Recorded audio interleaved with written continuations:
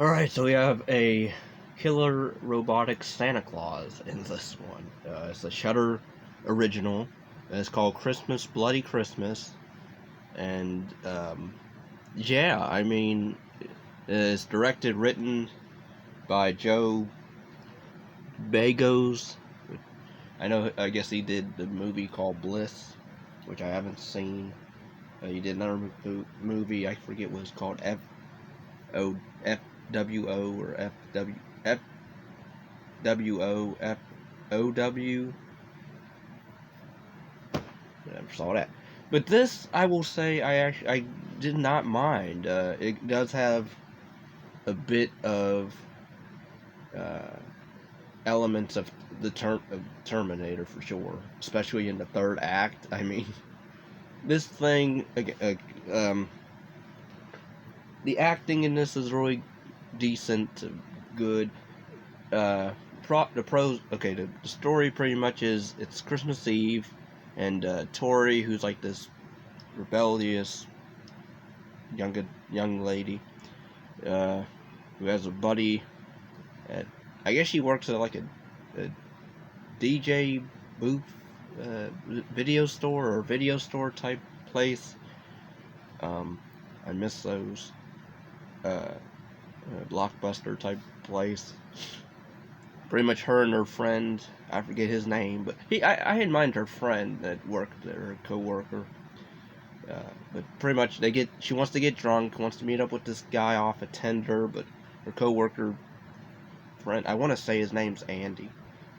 But anyway, her co-worker buddy decides to get together with two of his friends and her friends at another toy store just down the street. And pretty much right at the beginning of this movie, it opens with the toy stores have like a robotic Santa that's designed and built from the military or by the military. I'm like, what? So right off the bat is, why wouldn't the military build like an android Santa Claus that is able to malfunction?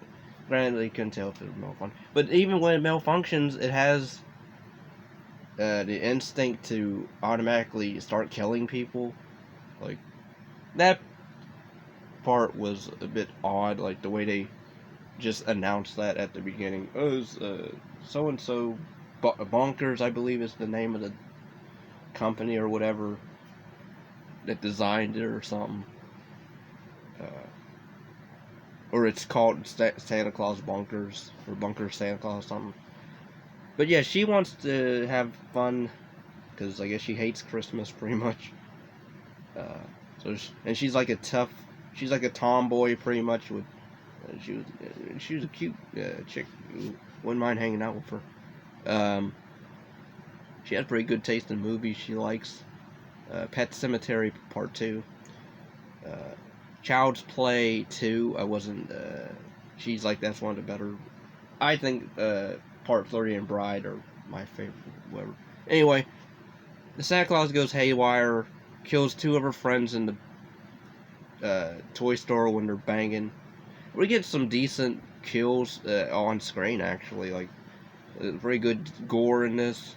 For the most part, you get like at first, like, this thing, like, it automatically targets them after the fact of seeing them. It follows them all the way to her house, and then it kills the neighbors next door. And this movie doesn't hold back. It kills a kid in this, because like at first the kid's like, "Hi, Santa," and then he notices, "Why do you have blood on you?" And then he just the thing literally has an axe and just chops the kid in half, and then throws the kid's body through the window onto another character. I'm like, wow, this movie is trying to go, okay, I'm with you, movie. I'm right. I'm enjoying the ride, because it doesn't let up. And then when she, I know I'm going through the whole movie, but if I had to, I don't want to spoil really a lot of it. I do recommend this film for the most part. I do recommend it. It's an 80s throwback film, which apparently this director likes to, he's a 80s lover, which I am as well. But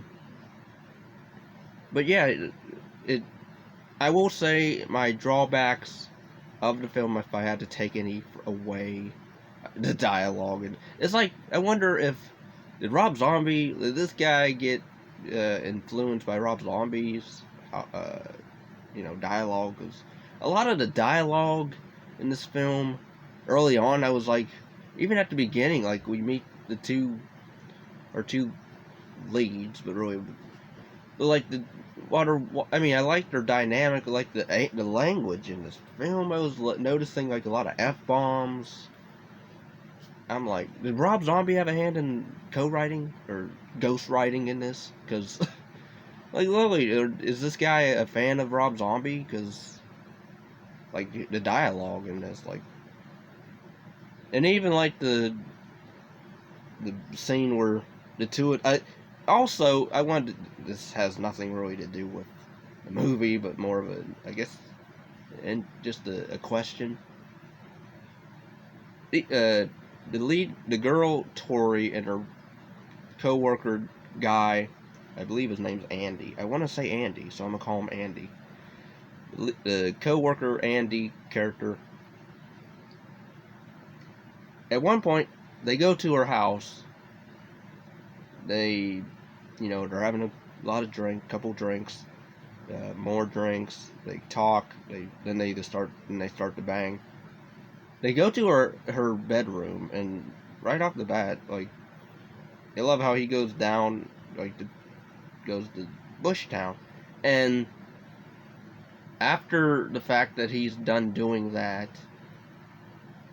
then it stopped. Then, like, that scene's over with, because it cuts intertwined with a scene of the Santa killing the neighbors next door, as well as these two getting it on. Roy, he's getting her off more than the other way around. But, like, the fact that he basically gets her finished, she doesn't return the favor of, vice versa. I thought that was funny, the fact that, not really interesting, but funny, the fact that, because they did have a conversation of, because she's like, guys can't go down, they don't know how to go down on a girl right, and so I guess he proves that with her, but then it's funny she doesn't, return the favor of, because it just ends with him doing that, and then she gets dressed, really just puts a shirt on and pants back on, because she doesn't take the top or bra, and I guess maybe she was going back to, I guess they were going to finish more, but then not really. I don't know. But then she sees the Santa Claus killed a kid next door, and then she's like, oh!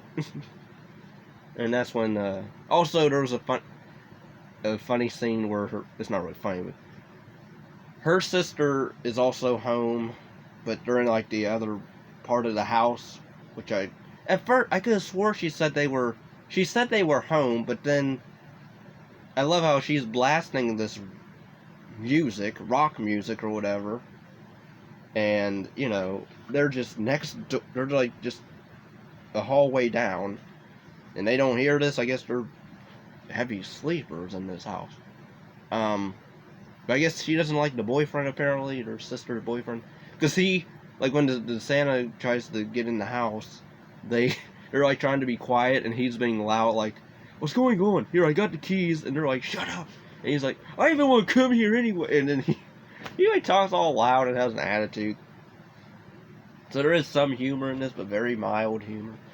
Even the sheriff character is kind of pointless, because they try to do a Terminator, but not as good, in my opinion.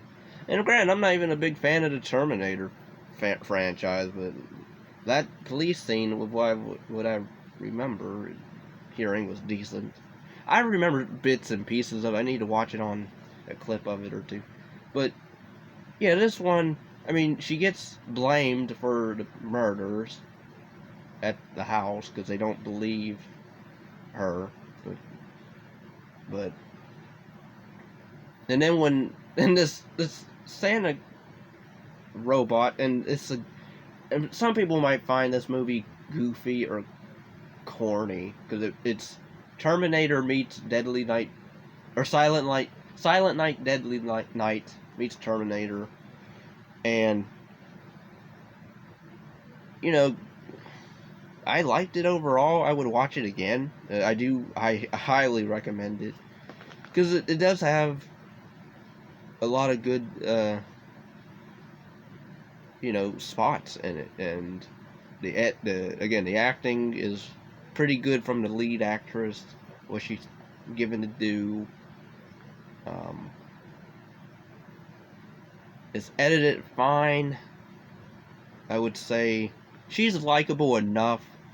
At least I liked her. She's a resourceful girl, a character to a degree. But it does go wild in the third act for sure, where this thing is relentless because it's like the Terminator. It doesn't die. It just won't die. Even when she runs it over at first, doesn't die. She tasers it, doesn't die. I'm giving away a lot of stuff. So anyway, I do recommend it for sure. If anybody's a fan of throwback 80s films or 80s throwback films, horror films, go for it. It also is a Christmas themed film. So yeah, and this also gave me early vibes in the early parts of it, right at the beginning. Chopping Mall, if anybody even remembers that film. That was the 80s film that I reviewed on the channel. I liked that film. Granted, that's not really I don't believe that was a holiday thing. That was just like a regular night that had robots in a mall, but that's what this reminded me of a bit when it introduced the whole Santa Claus in a mall, at malls and stores. I mean, we don't really get a lot of different locations. Really, just the Blockbuster DJ place wherever she works at, the toy store down the street, and the police station. So I guess I say 3 places or 4, whatever. But overall, it's a decent, and I do like the design of its, because we do actually see later, third act, this cool animatronic machine they must have built for sure. It was pretty cool. But